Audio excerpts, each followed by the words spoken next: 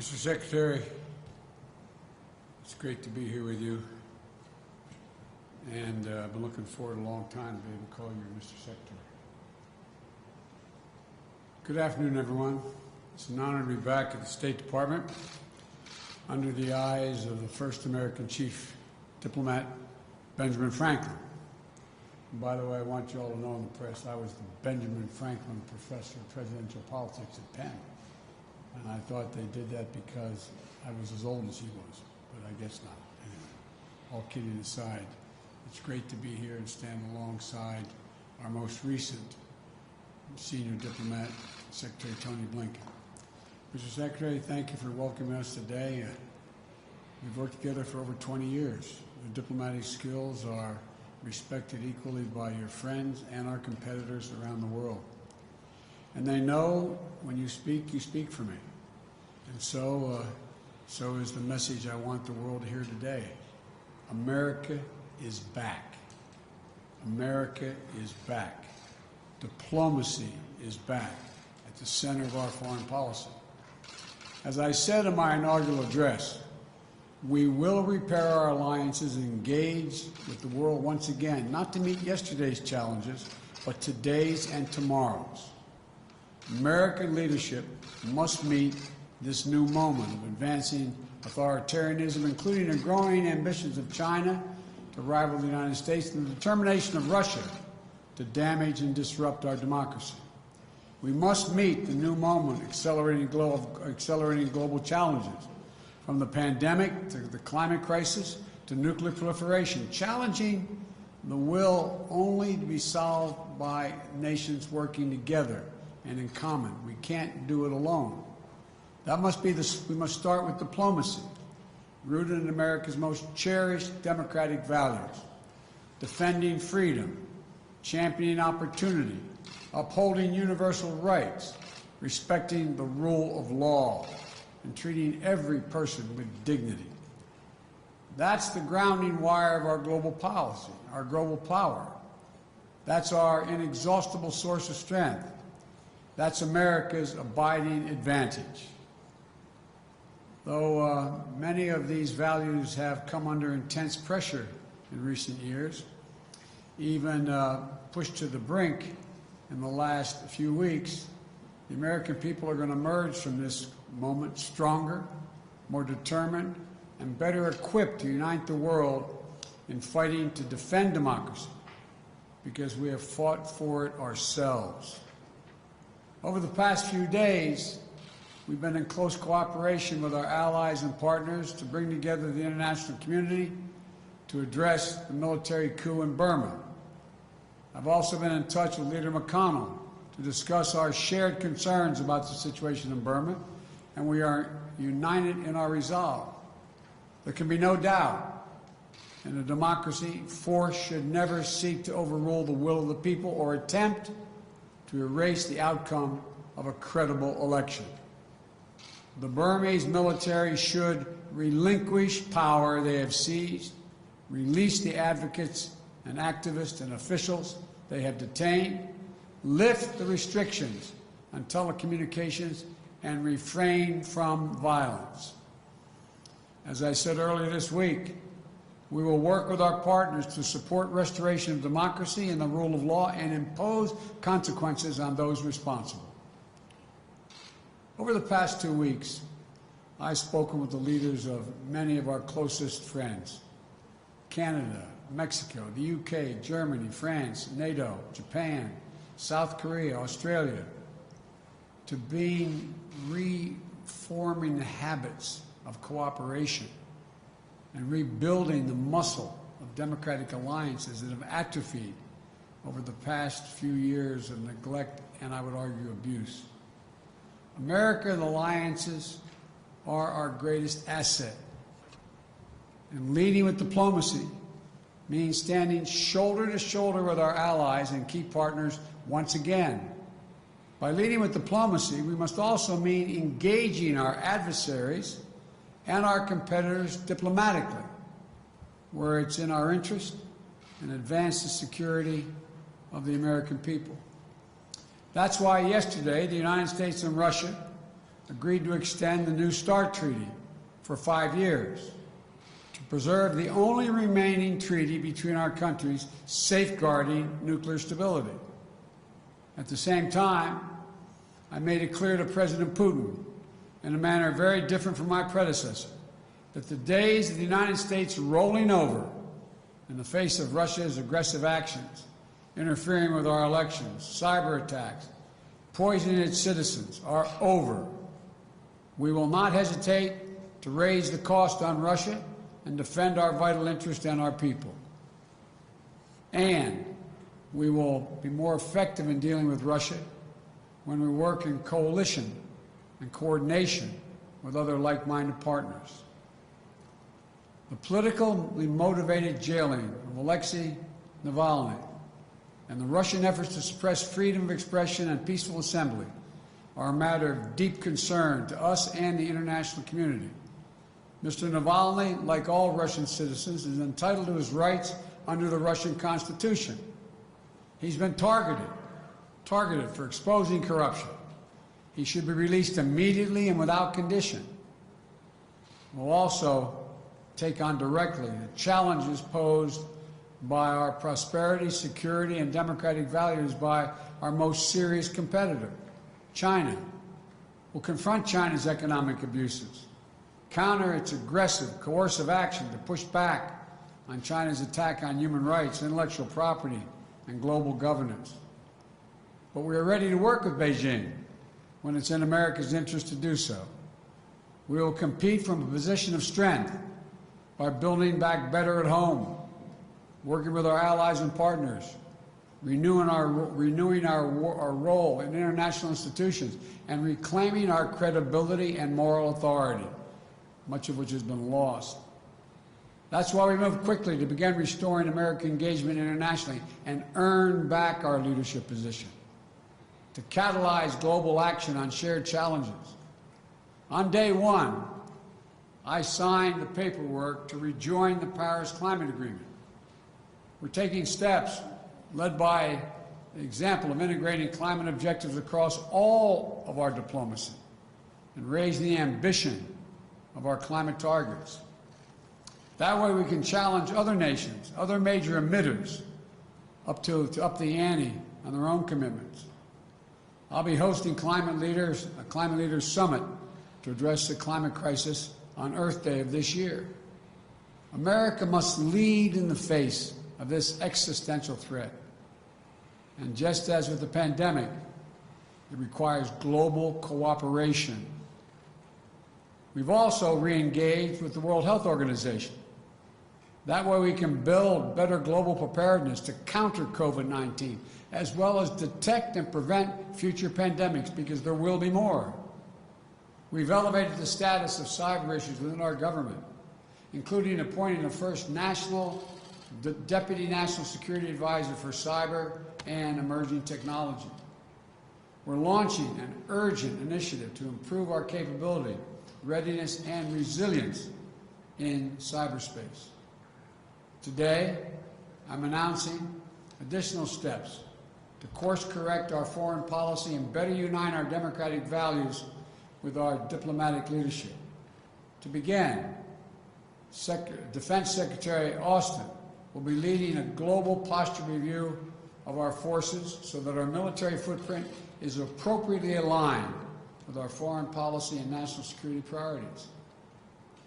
It will be coordinated across all elements of our national security, with Secretary Austin and Secretary Blinken working in close cooperation. And while this review is taking place, we'll be stopping any planned troop withdrawals from Germany.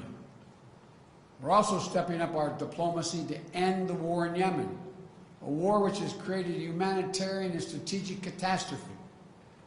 I've asked my Middle East team to ensure our support for the United Nations-led initiative to impose a ceasefire, open humanitarian challenge, and restore long-dormant peace talks. This morning, Secretary Blinken appointed Tim Lenderking, a career foreign policy officer, as our special envoy to the Yemen conflict, and I appreciate his doing this.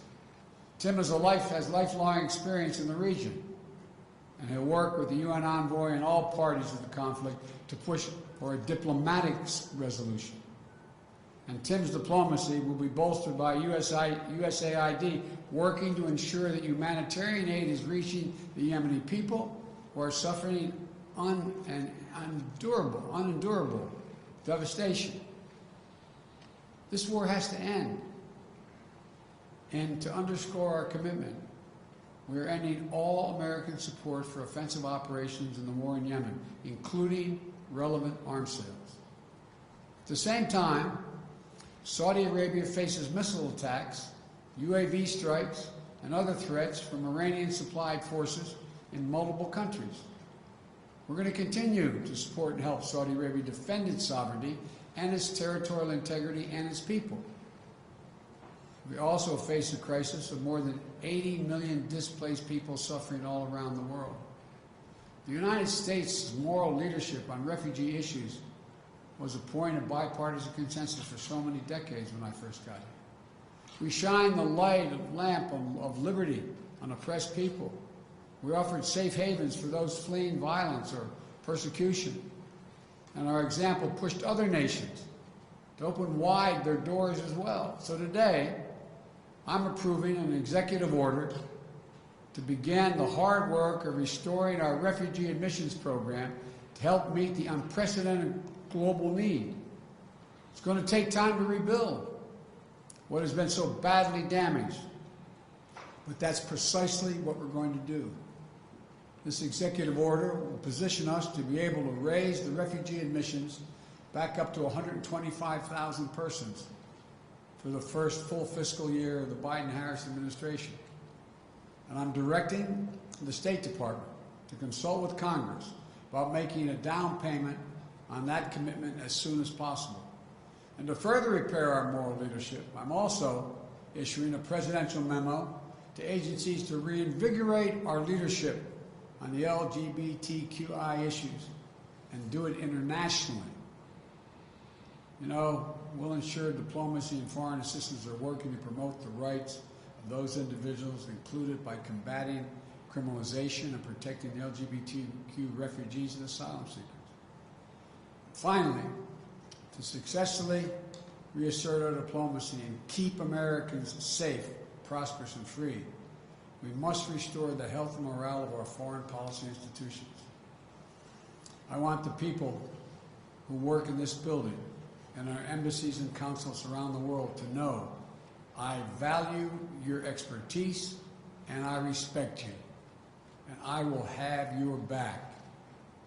This administration is going to empower you to do your jobs, not target or politicize you. We want a rigorous debate that brings all perspectives and makes room for dissent. That's how we'll get the best possible policy outcomes. So with your help, the United States will again lead, not just by the example of our power, but by the power of our example. That's why my administration has already taken the important step to live our domestic values at home, our democratic values at home. Within hours of taking office, I signed an executive order overturning the hateful, discriminatory Muslim ban, reversed the ban on transgender individuals serving in our military. As part of our commitment to truth, transparency, and accountability, we started on day one with daily briefings of the press from the White House. We've reinstituted regular briefings here at State and at the Pentagon. We believe a free press isn't an adversary. Rather, it's essential. A free press is essential to the health of a democracy. We've restored our commitment to science and to create policies grounded in facts and evidence. I suspect Ben Franklin would approve. We've taken steps to acknowledge and address systemic racism and the scourge of white supremacy in our own country. Racial equity will not just be an issue for one department in our administration. It has to be the business of the whole of government and all our federal policies and institutions. All this matters to foreign policy because when we host the Summit of Democracies early in my administration, to rally the nations of the world to defend democracy globally, to push back the authoritarianism's advance, we'll be a much more credible partner because of these efforts to shore up our own foundations. There's no longer a bright line between foreign and domestic policy. Every action we take in our conduct abroad, we must take with American working families in mind. Advancing a foreign policy for the middle class demands urgent focus on our domestic economic renewal. And that's why I immediately put forth the American Rescue Plan to pull us out of this economic crisis. That's why I signed an executive order strengthening our Buy American policies last week. And it's also why I work with Congress to make far-reaching investments in research and development of transformative technologies. These investments can create jobs, maintain America's competitive edge globally, and ensure all Americans share in the dividends. If we invest in ourselves and our people, if we fight to ensure that American businesses are positioned to compete and win on the global stage, if the rules of international trade aren't stacked against us, if our workers and intellectual property are protected, then there's no country on earth, not China or any other country on earth, that can match us. Investing in our diplomacy isn't something we do just because it's the right thing to do for the world.